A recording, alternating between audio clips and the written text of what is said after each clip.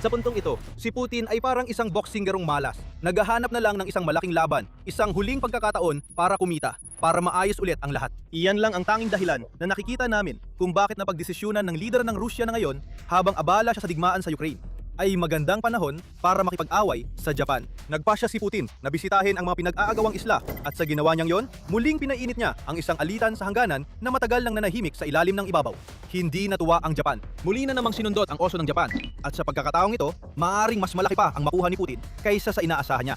Habang sinusubukan niyang gawin ang lahat ng maisip niya para muling gawing makapangyarihan ang Rusya sa geopolitika. Noong Agosto 13, lumabas si Putin mula sa kanyang bunker at naglakbay. Hindi lumabas ang presidente ng Rusya para gawin ang anumang makakatulong talaga sa mga mamamayang Ruso na lalo pang naghihirap dahil ibinabalik ng Ukraine ang digmaang sinimulan ni Putin pabalik sa Rusya. Hindi, wala talagang pakialam si Putin sa mga ganoong mumunting alalahanin. Sa halip, napagpasyahan ng leader ng Rusya na ang ika-13 ng Agosto ang perpektong araw para maglakbay siya papunta sa tinatawag ng Rusya na Ilturup Island at tinatawag naman ng Japan na Erotofu. Ang islang yon ang pinakamalaki sa mga bumubuo sa Katimugang Kurils.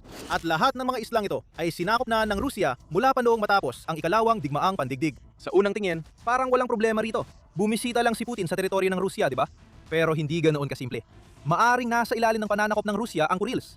Pero matagal nang kinukwestiyon ng Japan ang pananakop na iyon. Hindi ito basta-bastang pagbisita lang para kay Putin. Isa itong sinadyang desisyon para asarin ang Japan. Layunin nitong ipaalala sa Japan na hindi lang nasa ilalim ng pananakop ng Russia ang Kurils, kundi balak din itong panatilihin ang kontrol dito ng matagal na panahon. Sa isang pagbisitang ito, muling pinainit ni Putin ang mga tensyong matagal ng tahimik at nagpasimula ng sunod-sunod na mga pangyayari na nagdulot ng pagkabahala sa Japan. Maaring palakasin ang presensya ng China sa rehiyon ng Pasipiko at posibleng makaapekto rin sa pagsalakay ng Russia sa Ukraine. Pero pag-uusapan natin lahat ng yan. Hindi natuwa ang Japan sa ginawa ni Putin. Pero hindi naman ito nagpakita ng matinding galit. Hindi ganon ang paraan ng mga Hapones. Sa halip, tinawag ni punong ministro Sanae Takaichi ng Japan na lubos na hindi katanggap-tanggap ang mga ginawa ni Putin kasunod ng pagpapatawag sa Russian ambassador sa Tokyo para sa tinatawag ng Guardian na isang mahigpit na pagsita. Tumugon ng Russia sa pamamagitan ng pagsasabing walang basehan ang pag-angkin ng Japan sa teritoryo ng Russia sa Kurils.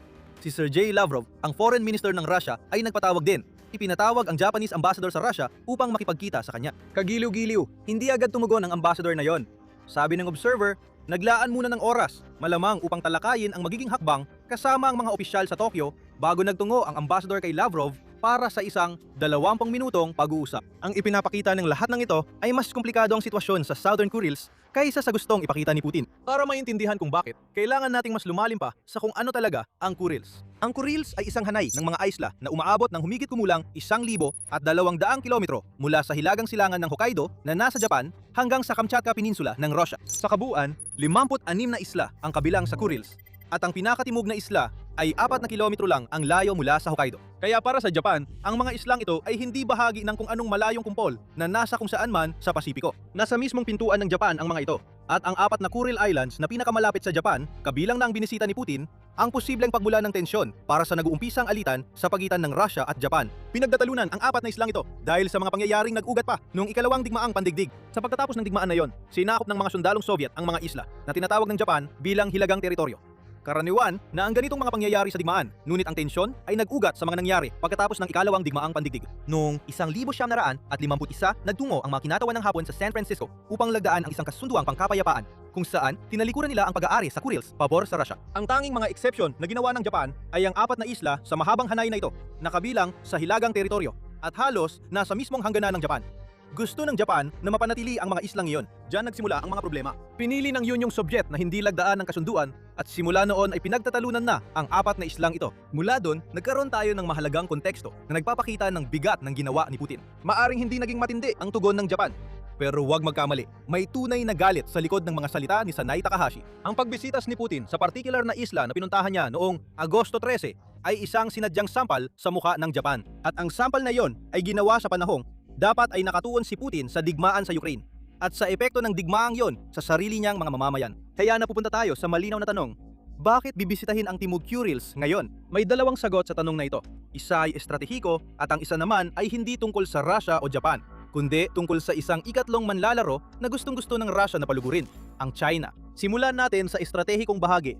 Gusto ng Russia na kontrolin ang Timog Kurils hindi lang para may maipanggipit sa Japan. Mahalaga ang mga islang ito dahil sa kanilang lokasyon. Ang Kurils bilang kabuuan ay susi sa Pacific Fleet ng Russia. Nagsisisilbi silang punto ng paglulunsad para sa mga barkong pandigma ng Russia at nagsisilbi ring natural na harang sa pagitan ng karagatang Pasipiko at dagat ng Okhotsk, na ayon sa observer ay isang katubigan na ginagamit din ng Russia bilang lokasyon ng kanilang second strike nuclear deterrent sa rehiyon ng Pasipiko. Para kay Putin, ang ganap na kontrol sa Kurils, kabilang ang 4 na pinag-aagawang isla, ay nagpapalakas sa deterrent na ito, pati na rin sa posisyon ng Russia sa Pasipiko. Hindi rin nakakaligtaan ni Putin ang katotohanang ang pinakamalapit sa mga islang ito sa Japan ay 4 na kilometro lang ang layo mula sa Hokkaido. Kung hawak ng Russia ang islang yon, maaari itong magbanta ng tuloy-tuloy sa Japan. Gusto ni Putin na magkaroon ng ganoong banta. Suportado ng Japan ang Ukraine. Mula nang simula ni Putin ang kanyang pananakop at tuwang-tuwa ang Russia na panatilihin ang kontrol sa mga isla, lehitimo man o hindi, na maaari itong gamitin para takutin ang Japan. Mayroon ding ekonomikong dahilan kung bakit gusto ng Russia na kontrolin ang mga islang ito.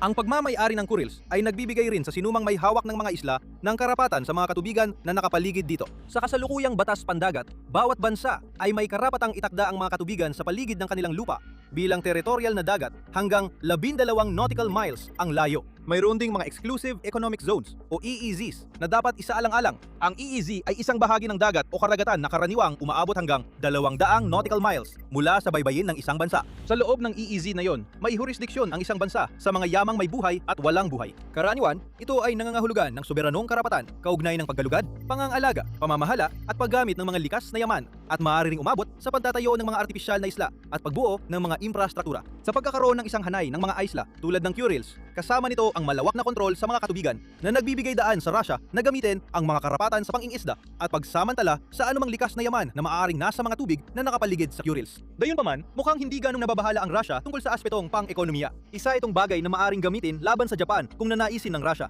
Gayunpaman, karaniwan ding pinapayagan ng Russia ang Japan na mangisda sa mga katubigan sa paligid ng Southern Kurils. Kaya ang usaping territorial na ito ay parang magandang alas lang na itinatago kaysa sa totoong dahilan kung bakit nagpasya si Putin na bumisita. May mas malaking bagay na nangyayari. Gayunpaman, hindi natin maaring baliwalain ang estratehikong elemento ng pagbisita ni Putin. Ang Russia at Japan ay hindi pa rin pumipirma ng formal na kasunduan para tapusin ang ikalawang digmaang pandaigdig dahil sa 4 na timog na isla ng Kuril. Kahit na sinubukan ng Russia at Japan na ibalik sa normal ang kanilang ugnayang diplomatiko matapos ang ikalawang digmaang pandaigdig, naging sanhi ng alitan ang mga islang ito. Noong 2019, idineklara ni dating punong ministro ng Japan na si Shinzo Abe na hindi kailanman pipirma ang Japan ng ganap na kasunduang pangkapayapaan sa Russia hanggat hindi nare-resolba ang isyung ito. Sa pamamagitan ng kanyang pagbisita, inilagay ni Putin ang kanyang sarili sa unahan ng isang alitan sa hangganan na umiiral na sa loob ng mga dekada. Isa itong sinadyang pang-uudyok. Isa itong pagpapakita ng soberanya ng Russian opisyal na hindi umiiral sa mga isla na kabilang sa isang hanay ng mga pulo kung saan naglagay ng mga pwersang panlupa ang Russia, mga sistema ng depensa sa impapawid, mga misil laban sa mga barko, at isang buong hanay ng mga pasilidad pandagat at infrastrukturang militar. Sa madaling salita, ang pagbisita ni Putin ay isang banta sa Japan. Gayunpaman, ang banta ay parang dagdag na bonus lamang kaysa sa pangunahing layunin ng paglalakbay ni Putin. Ang leader ng Russia ay mas interesado talaga sa ibang bagay na iniaalok ng Southern Kurils, ang pagkakataong makabuo ng malapit na ugnayan sa China. Pero bago natin talakayin ang aspetong iyon ng pagbisita, paalala lang na pinapanood mo ang military show. Gumagawa kami ng mga video para ipaliwanag kung paano gumagalaw ang kapangyarihan at tuklasin ang mga epekto ng geopolitics. Kung may natututuhan ka mula sa aming channel, huwag kalimutang mag-subscribe at i-enable ang notifications para hindi mo mamiss ang mga susunod naming ilalabas. May ilang nagsasabi na ang pagbisita ni Putin sa Southern Kurils ay direktang tugon sa isang white paper ng Japan na natuturing sa Russia bilang isang matinding banta. Mukhang hindi naman ganun ang kaso. Kahit na lumabas ang white paper na yon, ilang araw lang bago ang pagbisita ni Putin. Nagsasagawa na ng naval drills ang Russia sa reyon bago pa nailathala ang papel na yon. Tuloy-tuloy pa rin ang mga drill na yon. At ang pinakahuli ay may kasamang kunwaang pag-atake malapit sa Southern Kurils. Kaya hindi rin tungkol sa pagtugon ang pagbisitang ito. Sa huli, tungkol lahat ito sa China. Para sa China, may ibang layunin ang Kurils. Ang pagdaan sa mga islang ito ay nagbibigay sa China ng malayang daan papunta sa mga tubig ng Pasipiko at nagsisilbi ring suporta sa mga ambisyon ng China sa Arctic. Sa kaso ng una, isa sa mga dahilan kung bakit sobrang nakatutok ang China sa Taiwan ay dahil ang pagkontrol sa teritoryong iyon ay nagbibigay din ng mas malawak na akses sa mga tubig ng Pasipiko. Kung sakaling kakampi ng China ang bansang may hawak ng Kurils, o mas maganda pa, kung magagawa nitong mapasunod ang bansang iyon sa Beijing, hindi na kinakailangang makipagdigma laban sa Taiwan. Maaring magsilbi ang Kurils bilang kaparehong pasukan sa Pasipiko na hinahanap ng China. Dito, pumapasok ang Rusya sa usapan. At ang epekto ng lahat ng ito sa digmaan sa Ukraine ay nagsisimula ng luminaw. Araw-araw simula ng ilunsad ni Putin ang kanyang pananakop. Patuloy na nagbibigay ng konsesyon ang Rusya sa Sina. Kailangan ni Putin gawin ito nang simulan ng kolektibong kanluran ang pagpapataw ng mga parusa sa Rusya, lalo na sa pagbebenta ng langis ng Rusya. Naging lifeline ng Rusya ang China. Hindi lang China ang tanging bansa na handang bumili ng langis ng Rusya. pero ito ang may pinakamalaking impluwensya at lakas pinansyal. Sa loob ng 4.5 taon, naging pangunahing lifeline ng langis ng Rusya ang China na nagpapahintulot kay Putin na patuloy na magkaroon ng pera para sa kaban ng digmaan ng Kremlin mula sa bentahan ng langis. At nagpapatuloy pa rin ang hindi balanseng ugnayang yon hanggang ngayon. Bumibili pa rin ang China ng halos kalahati ng langis na ibinebenta ng Rusya gaya ng ginawa nito noong Hunyo. Ang China rin ang pangunahing bumibili ng karbon ng Rusya, pangalawang pinakamalaking bumibili ng mga produktong langis, at isa rin sa pinakamalalaking bumibili ng Rusya ng parehong pipeline gas at liquefied natural gas. Noong Agosto, tinatayang umabot sa humigit kumulang 1.25 milyong bariles bawat araw ang biniling seaborne crude oil ng China mula sa Rusya, ayon sa ulat ng Reuters. Gusto pa ng Rusya ng mas marami mula sa China. Sa halip, mas marami ang kailangan ng Rusya mula sa China. Halimbawa, ilang taon ang sinusubukan ng Rusya na kumbinsihin ng China na makipagtulungan sa isang pinagsamang proyekto ng gas pipeline. Tinawag itong Power of Siberia 2. Ang pipeline na iyon ang magbubukas ng pinto para makapagbenta pa ng mas maraming gas ang Rusya sa China. Ang problema, hindi interesado ang China. Halos, hindi pa nga nasisimulan ang proyekto dahil alam ng China na sa mas malakas itong posisyon sa negosasyon at gusto nitong mapilit ang Rusya na magbigay ng mas maraming konsesyon hanggat kaya nitong ipilit kay Putin bago pa man nila pag-isipang makipagtulungan sa proyekto. Ang lahat ng ito ay tungkol sa kung ano ang pinakamabuti para sa China at ang Rusya na naiipit pa rin sa kumunoy ng digmaan nito sa Ukraine ay wala ng ibang pagpipilian. Kung gusto nitong ibenta ang mga likas yaman nito sa China, kailangan nitong ibigay ang mga konsesyon na hinihingi ng China. Mga konsesyon na maaaring may kinalaman sa mga isla ng Kuril. Sinusulit ng China ang pagsalakay ng Rusya sa Ukraine para gumawa ng ilang kapansin-pansing hakbang. Halimbawa, ang mga mapang Chino na ginamit noong 2023 ay gumamit ng ilang kakaibang paraan ng pagbibigay ng pangalan dahil ginamit nila ang mga pangalang Chino para sa ilang rehiyon ng Rusya sa malayong silangan, kasama na ang Khabarovsk at Vladivostok. Hindi ito aksidente. Isa itong palatandaan ng unti-unting paglawak ng impluwensya ng China sa teritoryo ng Rusya na naging posible dahil sa digmaan sa Ukraine at sa desperasyon ni Putin na mapanatili ang pagdaloy ng pera mula sa langis na binibili ng China. Marahil ay nasasaksihan na natin ngayon ang katulad na bagay sa Kurils. Sa unang tingin, ang pagbisita ni Putin sa isla ay tila pagpapakita ng lakas sa Japan. Ngunit sa likod ng panlabas na anyo, naroon ang tunay na dahilan kung bakit nagtungo si Putin sa Timog Kurils. Kailangan niyang patunayan sa China na isa pa rin siyang tapat na alila na magsisilbi para sa interes ng Beijing. At sa ngayon, ang pagpapalit sa papel ng Japan at ang posibleng pagbubukas ng mga bagong ruta ng kalakalan sa Pasipiko at Arctic ay lubos na naayon sa interes ng China. O para gawing mas simple, kung hawak ng Japan ang 4 na pinag-aagawang isla, alam ng China na wala itong pagkakataon na kontrolin ang mga iyon. Pero hanggat ipinipilit ng Rusya ang di umano'y kontrol nito, alam ng China na lahat ng impluwensya na mayroon nito sa Rusya ay maaaring gamitin balang araw para mapabitaw ang Rusya sa mga islang iyon. Mayroon ding estratehikong bahagi ang lahat ng ito para sa China. Sa ngayon, ang Kurils ay marahil isa sa pinakamalalaking kahinaan sa estratehiya ng China sa kalakalan sa Pasipiko, pati na rin sa anumang mga plano nito para sa Taiwan sa hinaharap. Ang mga islang iyon na nasa ilalim ng kontrol ng Rusya ay nakabubuti para sa Beijing sa ngayon. Ang isang kaibigang may hawak ng Kurils ay nagsisilbing parang safety valve ng China sa Pasipiko na pumipigil sa buong epekto ng mga naval blockade na inilalagay sa ibang bahagi. Bulay, bumabalik tayo kay Putin bilang aso ni China. Ang pagbisita niya sa Etorofu ay isang walang dahilan na pagtatangkang manakot. Ngunit, maaring hindi yon ginawa ni Putin kung wala ang impluwensya ng China. May digmaan pa siyang hinaharap laban sa Ukraine. Pero kinailangan pa ring maglakbay ni Putin para ipakita sa China na ang Kurils ay nasa ilalim pa rin ng kontrol ng Russia. At hanggat ganun ang sitwasyon, kapaki-pakinabang pa rin ang Russia sa China. Kaya magpapatuloy ang China sa pagbili ng langis mula sa Russia. Nakakalungkot kung paano bumagsak ang mga makapangyarihan. Naisip namin kung anong nararamdaman ni Putin na alam niyang pangalawa lang ang Russia sa China sa pandaigdigang entablado. Sa wakas, balikan natin ang puntong ilang beses na nating nabanggit na ang Russia ay patuloy pa ring nalulubog sa digmaan sa Ukraine. Ang pagbisitas ni Putin sa Timog Kurils ngayon ay isang pagkakamali na maaaring makasama sa Russia sa hinaharap. Lahat ito para lamang mapasaya ang mga among Chino ng Russia.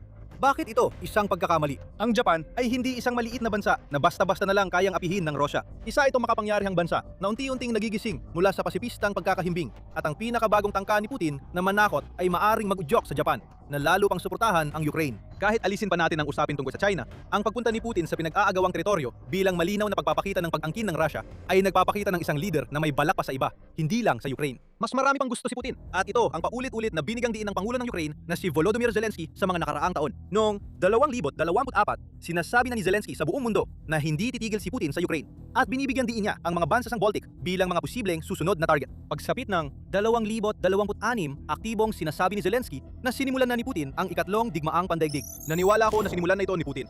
Ang tanong ay, gaano karaming teritoryo ang masasakop niya at paano siya mapipigilan? Gusto ng Russia na ipilit sa mundo ang ibang paraan ng pamumuhay at baguhin ang paraan ng pamumuhay na pinili ng mga tao para sa sarili nila. Ayon kay Zelensky sa panayam niya noon sa BBC, tiyak na pinansin ng Japan ang mga salitang iyon. Pinatunayan ng pagbisita ni Putin sa Southern Kurils na tama si Zelensky. May mga interes ang Russia na sinusubukan itong isulong sa labas ng Ukraine. At isa na ngayon ang Japan sa mga sentro ng kanilang atensyon. Para sa Japan, maaaring maging mitsa ng tensyon ang pagbisitang ito na magtutulak dito na magbigay pa ng mas maraming tulong sa Ukraine. At marahil ay gumawa pa ng hakbang na hindi pa nito nagagawa. Karamihan sa tulong ng Japan ay nasa anyo ng pinansyal na suporta, makataong tulong at pondo para sa muling pagtatayo. Kung saan nangako ang Japan ng humigit kumulang $20 bilyong pagsapit ng simula ng 2026. Ang isang bagay na hindi pa naibibigay ng Japan sa Ukraine ay mga nakamamatay na sandata. Nagsimunal na itong gumastos ng pera para sa kagamitang militar kung saan halos $15 milyong na ang nailaan sa Pearl Program hanggang Mayo 29. Ngunit ang perang iyon ay napunta sa mga hindi nakamamatay na kagamitan at hindi sa mga sandata. Ngunit ngayon, dahil sa banta ng Russia sa mga hangganan nito, maaaring mas marami pang gawin ang Japan.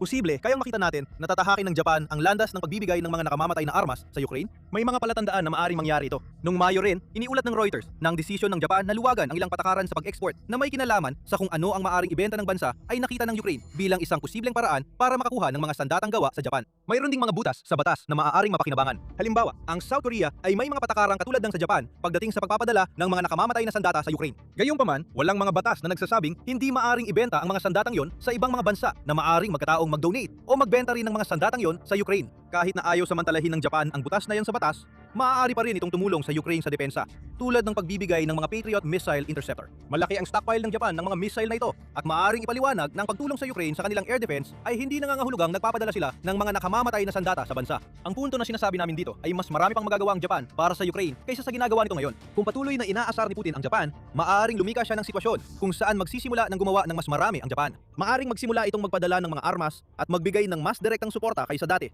Dahil alam nitong ang pagpapahina sa Russia sa Ukraine ay katumbas ng pagpapahina sa mga pagtatangka ng Russia na takutin ang Japan sa pamamagitan ng Kurils. Kung desisyon man yaon ng China, nagkamali ng malaki si Putin sa pagbisita niya sa Kurils. Ang tugon ng Japan ay nanatiling mahinahon sa publiko. Pero sa likod ng mga eksena, maaaring magdulot ang iisang pagbisitang ito ng malaking pagbabago sa kabuuang takbo ng digmaan. Sa hindi malamang dahilan, patuloy na gumagawa ng mga pagkakamali si Putin na nagdadala ng iba pang bansa sa isang digmaan na dapat ay nakasentro lang sa Ukraine. Hindi lang Japan ang bansang naapektuhan. Ngayon, pinag-uusapan na ng Poland ang paggawa ng isang napakaradikal na hakbang na siguradong magiging matinding dagok kay Putin. Alamin mo kung ano yon sa panonood ng aming video. Pero bago ka umalis, ang channel na ito ay ginawa ng mga totoong tao na nagmamalasakit na maihatid ng tama ang kwento. Mag-subscribe, sumali sa usapan sa ibaba, at pag-isipan ding maging miyembro para suportahan ang pagbabalita tungkol sa militar na ginagawa ng mga totoong tao at ma-access ang eksklusibong nilalaman. At salamat, gaya ng dati, sa panonood.